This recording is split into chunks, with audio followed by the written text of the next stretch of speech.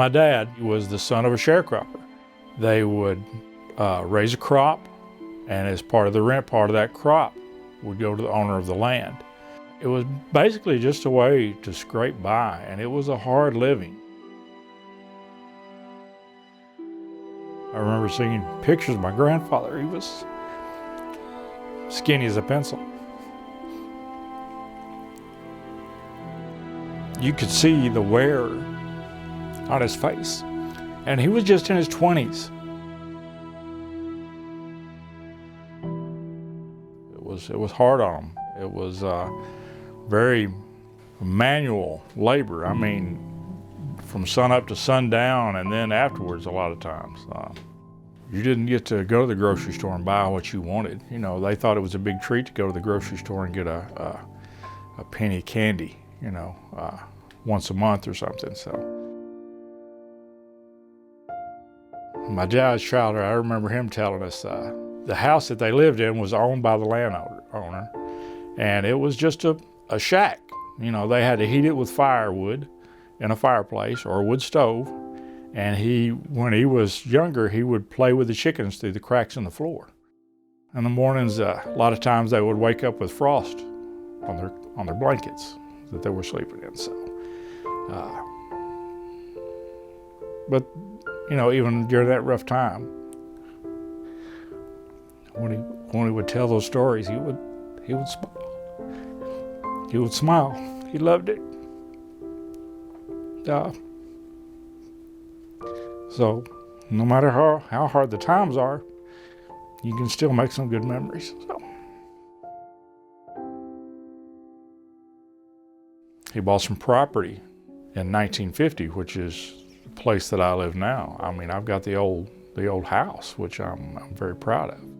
Later, he was able to buy a farm, about a 30-acre farm, and he raised cattle. And sometimes we'd have as many as 30 head of cattle, and we'd keep them out there on the farm in the summer.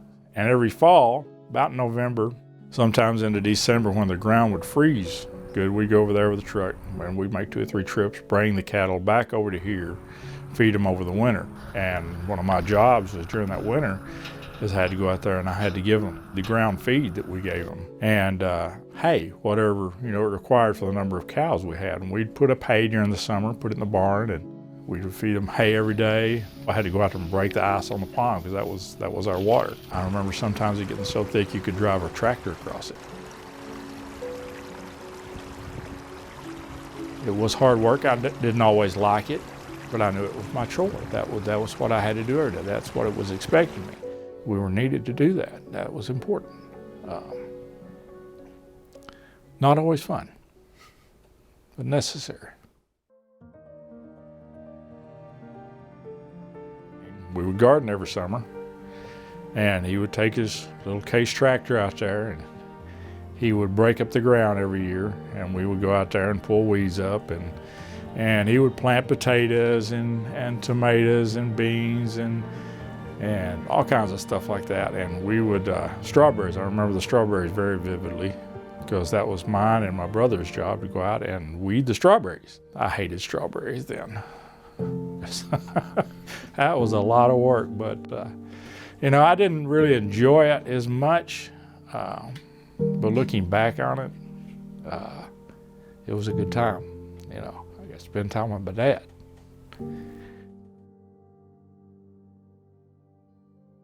There was a stretch there when I guess just doing it that much when I was a kid, I just kind of let that go by the wayside and got into the rut where you work, you come home, you eat, you sleep, you get up and repeat, you know, and I did that. And when we moved back to Dad's house, it was just almost automatic that I had to raise a garden.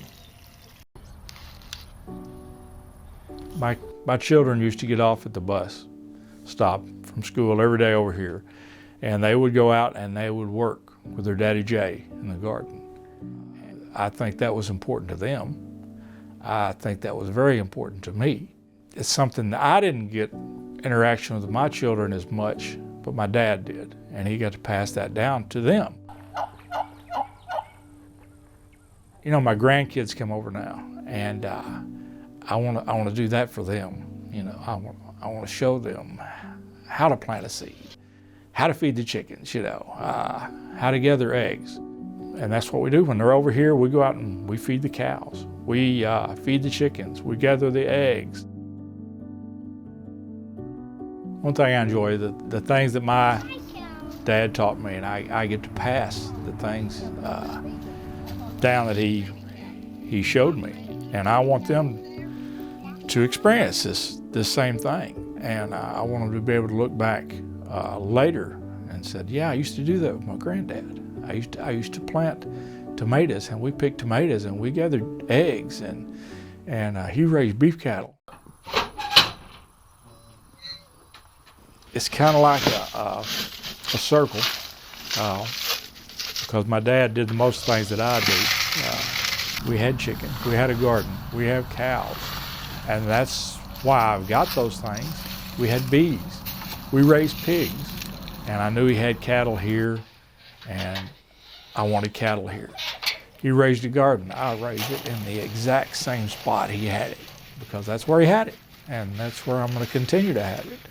And just about everything he did, I turned around and started doing myself, and it's really fulfilling, you know. And I think he would get a kick out of it, knowing that maybe he didn't get to see it in full, but that he brought all of this about. I think he would be extremely happy with what we've done here, and he would really be tickled that I'm showing his great-grandkids about his farm, about the lifestyle he had, about raising animals and plants and gardens. I hope my grandkids do take this and use this, what they're learning, and not just be a memory, but be able to teach maybe their children. And I think out of the 5 that I've got now, there probably going to be some that's going to want to do that. They're going to want to have chickens maybe in their backyard. It may be in town, but a lot of towns allow you to do that. So maybe they'll have a couple of chickens in their backyard, or maybe they'll grow a garden, even if it is in a in a little pot out on the patio or something. Maybe they will do it, and when they do it, I hope they remember me.